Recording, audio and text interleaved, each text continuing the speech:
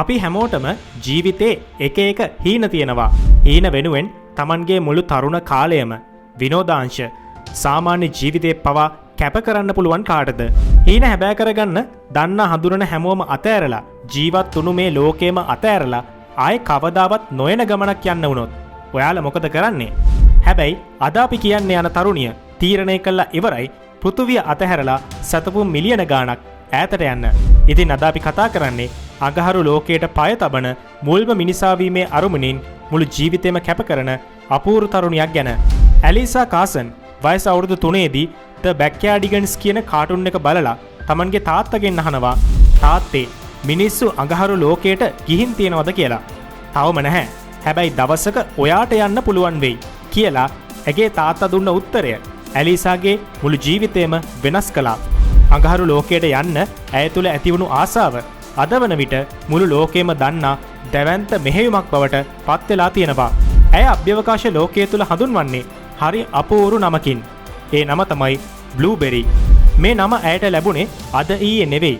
ඇයට වයස අවුරුදු 7ේදී ඇගේ පළමු අභ්‍යවකාශ කඳවුරට සහභාගී වුණු අවස්ථාවේදී.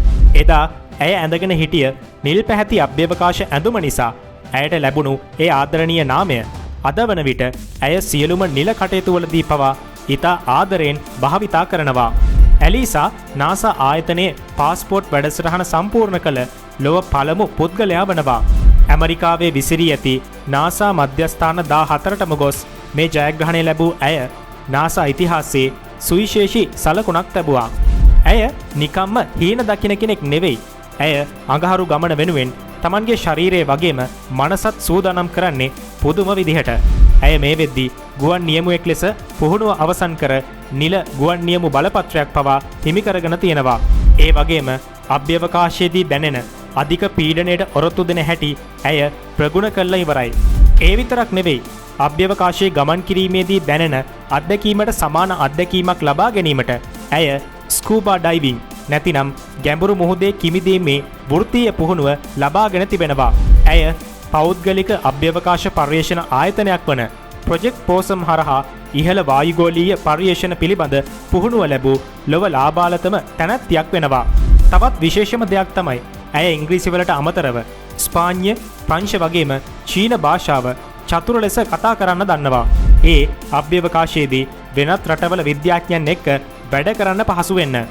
ඇය විසින් රචිත So You Want to Be an Astronaut පොත අද ලෝපුරා තරුණ පිරිස අතර ඉතාම ජනප්‍රියයි. අභ්‍යවකාශ ගාමියෙකු වීමට සිහින දකින දරුවන්ට අවශ්‍ය මඟ පෙන්වීම එහි ඇතුළත්. ඇය ලෝපුරා පාසල් සහ සම්මන්ත්‍රණවලට සහභාගී වෙමින් තරුණ පරපුරට ලබා දෙන්නේ එකම පණිවිඩයයි. එනම් සෑම විටම ඔබගේ සිහින හඹා යන්න කියයි. නමුත් බොහෝ දෙනා ඇය නාසා ආයතනයේ නිල ගගනගාමියෙක් ලෙස වරදවා වටහා ගත්තත් ඇය තවමත් නාසාවල නිල ගගනගාමියෙක් නෙවෙයි. මොකද ගගනගාමියෙක් වෙන්න නිසි වයස වගේම ඉහළ අධ්‍යාපනයක් අවශ්‍යයි. කොහොම වුණත් ඇය 2030 දශකයේදී අඟහරු වලට යන්න සැලසුම් කරලා තියෙන මිනිසුන් සහිත පළමු මෙහෙයුමට තෝරා ගැනීමේ බලාපොරොත්තුවෙන් ඇගේ සුදුසුකම් සපුරමින් සිටිනවා. ඇය මේ වෙද්දී ෆ්ලොරිඩා ඉන්ස්ටිටියුට් ඔෆ් ටෙක්නොලොජි එකේ ඇස්ට්‍රෝබයොලොජි උපාධිය හදාරන ශිෂ්‍යාවක් පමණයි. නාසා ආයතනයට ඇතුළත් වෙන්න නම් මූලිකම සුදුසුකම වෙන්නේ මේ උපාධිය සම්පූර්ණ කරන එකයි. කොහොම හරි උපාධිය සම්පූර්ණ කරනකම් එයාට නාසා එක ඇතුළට යන්න වෙන්නේ නැහැ. උපාධිය සම්පූර්ණ කරලා අයදුම්පත් කැඳවන කාලයකට අයදුම්පත් දැම්මත් නාසා එකට හැමෝවම ගන්නෙ නැහැ. සුදුසුකම් පිළිවෙලට තමයි ගන්නෙ. ඒ කියන්නේ කාට වුණත් සුදුසුකම් ලබන්න තියෙන අවස්ථාව සෑහෙන්න අඩුයි. නාසා එකට අයදුම්පත් දාන දසදහස් ගණනක් අතරින් තෝරගන්නේ ඊටාම සුළු පිරිසක්. ඇලිසා කොච්චර දක්ෂ වුණත් ඇයටත් සිද්ධ වෙනවා අනිත් අය වගේම දැඩි තරගයකට මුහුණ දෙන්න. ඇය කියන්නේත් මාව තෝරගන්නකම් මම දිගටම අයදුම් කරනවා කියලා. මෙච්චර වාර්තා තියලා ඒ ජෙනරේෂන් එකේ වැඩ පෙන්නලත් ඇලිසා දන්නවා සුදුසුකම් ලබන්න තියෙන අමාරුව. ඇත්තටම සිදු වුණේ සමාජ මාධ්‍ය ප්‍රචාරය කරන්න පටන් ගත්තා අඟහරුට යන ඇලිසා කාසන් කියලා. නාසා ආයතනයේ පවා නිල නිවේදනයක් නිකුත් කරමින් කියන්න සිදු වුණා ඇලිසා කාසන් සමග දැනට කිසිම සම්බන්ධතාවයක් නාසා එකට නැති බව. මෙතනදී උනේ මාධ්‍ය විසින් මේ කතාව ඕනෙවට වඩා ප්‍රචාරය කරපු එක. මේක ඇලිසා ප්‍රසිද්ධ වෙන්න කරපු වැඩක් නෙවෙයි. ඇය ඇත්තටම ඇගේ සිහිනය වෙනුවෙන් මහන්සි වෙනවා. ඉතින් 2030 දී නාසයකින් ඇලිසාව අඟහරු යවන්න තියා ඇතුළට ගන්නවත් තවම සැලසුමක් නැහැ. ඇලිසා කොච්චර දක්ෂයෙක් වුණත් කාලය අනුව තමයි හැමදේම තීරණය වෙන්නේ කියලයි ගොඩක් දෙනෙක් කියන්නේ. ඇලිසාගේ අරමුණ අඟහරු ලෝකයට ගොස් නිකම්ම ඇවිදීම පමණක් නෙවෙයි. ඇය දැනට හදාරන ජීවතාරකා විද්‍යා විෂය හරහා ඇය බලාපොරොත්තු වන්නේ අඟහරු මත මිනිස් වාසස්ථාන ගොඩනැගීමට අවශ්‍ය පදනම සකස් කරන්නයි. අඟහරුගේ පසෙහි යම්කිසි පැලෑටියක් වගා කළ හැකිද? එහි වායුගෝලය තුළ මිනිසාට අවශ්‍ය ඔක්සිජන් නිපදවා ගන්නේ කෙසේද? අඟහරු මත අතීතයේ ජීවීන් සිටියාද යන්න සෙවීම ඇයගේ ප්‍රධාන මෙහෙයුමයි. මේ ගමන අපිට හිතන තරම් ලේසි එකක් නෙවෙයි.